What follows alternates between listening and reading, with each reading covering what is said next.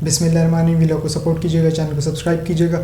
کچھ اہم خبریں ہیں, لیکن اس سے پہلے یہ کہ میں نے اپنے آخری ویلاگ میں آپ کو بتایا تھا کہ ایران 48 سے 72 گھنٹوں میں اسرائیل پر اٹیک کرے گا, جبکہ دیگر صحافی اور چینلز کہہ رہے تھے کہ 24 سے 48 گھنٹوں میں. کیوں؟ کیونکہ ایران نے دھمکی دی تھی.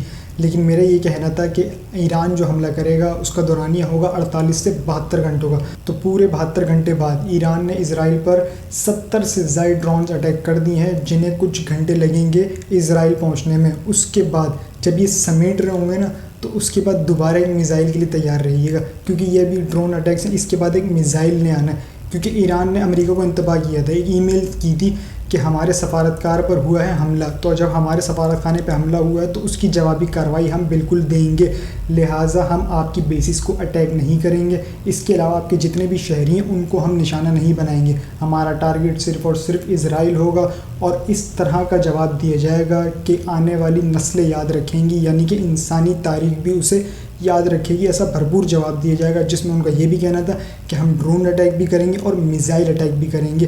یہ انہوں نے کیا تھا آج سے کوئی 3 روز پہلے ای میل امریکہ کو, اور امریکہ نے گزشتہ 3 دنوں سے جو بائیڈن صاحب, کیونکہ وہاں پر ایک الیکشن کا سماں ہے, تو وہاں پر وہ بار بار الارمنگ سچویشن ایک بجا رہے ہیں کہ ایران اٹیک کرنے والا ہے اسرائیل پہ, کہ ایران اٹیک کرنے والا ہے اسرائیل پر. یعنی کہ وہ ان کو الرٹ کر رہے ہیں کہ آپ الرٹ ہو جائیں. جبکہ یاد رہے وہ الرٹ ہو نہ ہو, لیکن امریکہ بھرپور الرٹ تھا, کیونکہ اس سے پہلے ہی ای میل موصول ہو گئی تھی اور ایران نے کہہ دیا تھا کہ آپ بیچ میں نہیں آئیے گا اور ہمیں روکنے کی کوشش نہیں کیجیے گا. ہمارے سفارت خانے پر حملہ ہوا ہے اور ہم اس کی جوابی کارروائی کا حق رکھتے ہیں, جس پر اب ایران نے 70 سے زائد ڈرونز اٹیک کر دیے ہیں. اب تک جو میں نے معلوم کیا ہے, کیونکہ میں نے جب تعداد پوچھی تھی تو مجھے کہا گیا کہ کافی بھاری تعداد ہے, ہم نے کاؤنٹ نہیں کی. تو میں نے ان سے پوچھا کہ رفلی ایک آئیڈیا کیا ہوگا, تو ان کا یہ کہنا تھا کہ یہ 100 تو نہیں ہے لیکن 100 سے کم ہے. تو میں نے کہا تھا کوئی 70-80 کے درمیان ہوں گے, تو انہوں نے بالکل 70-80 کے درمیان ہو سکتے ہیں. تو میں آپ کو بتا رہا ہوں کہ انہوں نے 70 سے زائد ڈرونز اٹیک اسرائیل پر کر دیے ہیں. اب چند ہی گھنٹوں بعد یہ وہاں پر چلے جائیں گے, لیکن ان کے آئرن ڈومز بھی وہاں پر موجود ہیں. آئرن ڈوم کیونکہ اب سے ٹھیک 36 گھنٹے پہلے فلسطین میں موجود حماس نے اسرائیل پر اٹیک کیا تھا, جسے کچھ آئرن ڈومز نے ناکام بنا دیا, لیکن باقی وہاں پر گرے.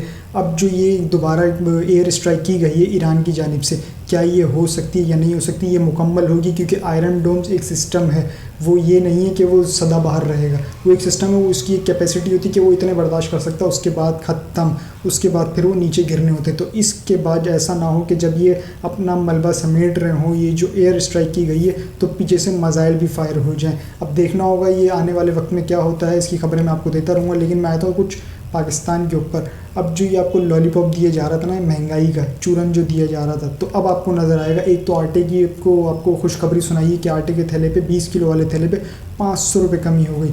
چلیں ٹھیک ہے, آگے اس کے ایک چیز اور بھی بریکٹ میں جوڑ لیں کہ 15 اپریل کو, یعنی کہ 15 اپریل کی رات جب 12 بج جائے گی, 16 اپریل لگ جائے گی, تو اس پر پیٹرول پر 8 روپے بڑھنے جا رہے ہیں. پیٹرول پر 8 روپے بڑھنے جا رہے ہیں, یعنی کہ یہاں کا مال وہاں سے اٹھا لیں گے تو حساب برابر ہوگی. تو کمی آپ کے لیے کمی نہیں ہے, صرف ایک لارا اور ایک لالی پاپ ہے, اس کے علاوہ کچھ بھی نہیں. رہا سوال میاں صاحب, تو باؤ جی کہتے ہیں کہ ہم عوام کو ریلیف دیں گے, جبکہ چچا کہتے ہیں کہ ہمیں کشکول توڑنا ہوگا. وہیں جو ایک بھتیجی ہے اور ایک جو بیٹی ہے جو کہ جعلی وزیر اعلیٰ پنجاب, وہ کس طرح سے مری میں سیر سپاٹے کر رہی ہیں, پروٹوکول لے کے اور دھجیاں اڑا رہی ہیں اپنے چچا کے بیانی کا, اپنے والد کے بیانی کا. تو یہ تو ان کا حال ہے. اور رہا سوال جو لالی پاپ ہے, وہ آنے والے وقت میں بھی آپ کو ملتا رہے گا. کیوں؟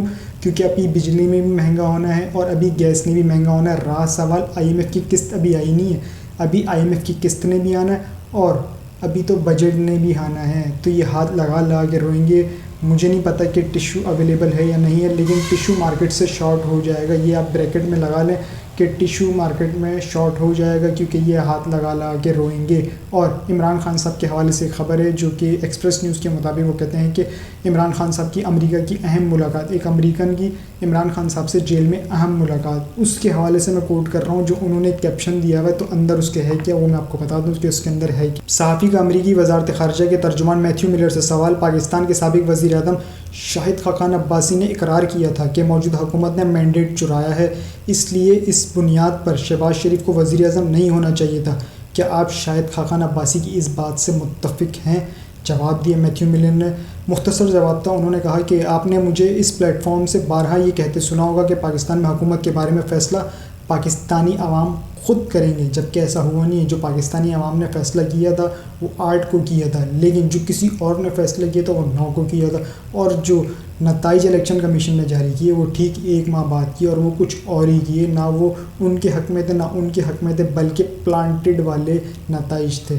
اب آج میں پھر آگے وہ کیا کہتے ہیں عمران خان صاحب سے ملاقات کے حوالے سے، اس کے بعد صحافی کا سوال تھا کہ امریکی سفارت اہلکار ظاہر جعفر سے ملنے اڈیالہ جیل گئے، جبکہ نزدیک ہی بیرک میں سابق وزیر اعظم عمران خان بھی قید میں ہیں، لیکن ان سے ملاقات کیوں نہیں کی گئی، جبکہ پاکستانی نژاد امریکیوں نے بارہا اس کا مطالبہ بھی کیا ہے۔ اس سوال کا جواب پاکستان میں امریکی سفارت خانہ زیادہ بہتر طور پر دے سکتا ہے، جبکہ میرے اطلاع کے مطابق جو میں نے کنفرم کیا ہے تو عمران خان صاحب کی ایسی کوئی ملاقات نہیں ہوئی۔ اگر کوئی کہتا ہے کہ ملاقات ہوئی ہے تو یقیناً وہ کوئی فالس نیوز ہوگی، لیکن اب تک عمران خان صاحب کی ایسی کوئی ملاقات نہیں ہوئی ہے، اور انہوں نے یہ ایک چیز تو بالکل صحیح کی ہے کہ اس کا جواب جو ہے بہتر سفارت خانہ دے سکتا ہے۔ بالکل سفارت خانہ تو دے سکتا ہے، لیکن وہ جواب آپ بھی دے سکتے تھے کیونکہ انسٹرکشنز وہیں سے آتی ہیں، تو انہوں نے کس طرح سے گھمائی ہے اس کی ٹوپی اس کے سر۔ رہا سوال آج گرینڈ الائنس اپوزیشن کا جلسہ تھا بلوچستان میں، یعنی کہ 2 بڑے جلسے تھے اور وہ دونوں کامیاب رہے، اور یہ حکومت کے لیے خطرے کی گھنٹی ہے۔ کیوں؟ کیونکہ اس میں 2 جماعتوں نے ابھی اور شامل ہونا ہے، جس میں سے ایک مولانا فضل الرحمان، جبکہ ابھی تک صرف ان سے بات چل رہی ہے، ابھی حتمی اعلان نہیں ہوا۔